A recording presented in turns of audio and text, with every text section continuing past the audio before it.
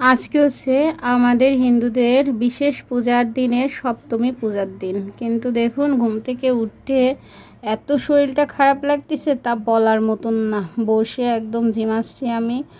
আর এদিকে আমার হাতের অবস্থা ভীষণ খারাপ। আমার ডান হাতটা কেন জানি না খুব ব্যথা করতেছে। এরকম তো কখনো কোনো দিন হয়নি, আজকেই প্রথম। আর ওদিকে বরমশাই ঘুমাচ্ছে।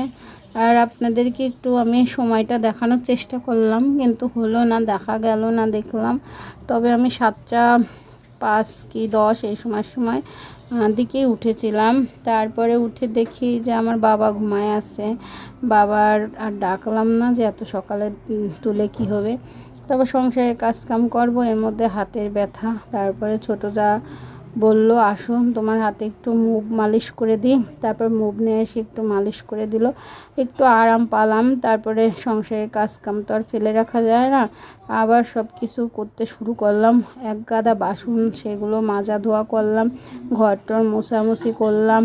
তারপরে তো আবার একবারে বাসি কাপড় রাখবো না, চান করে পূজা দেব ভেবেও রেখেছি। বিকেলের দিকে একটু মণ্ডপে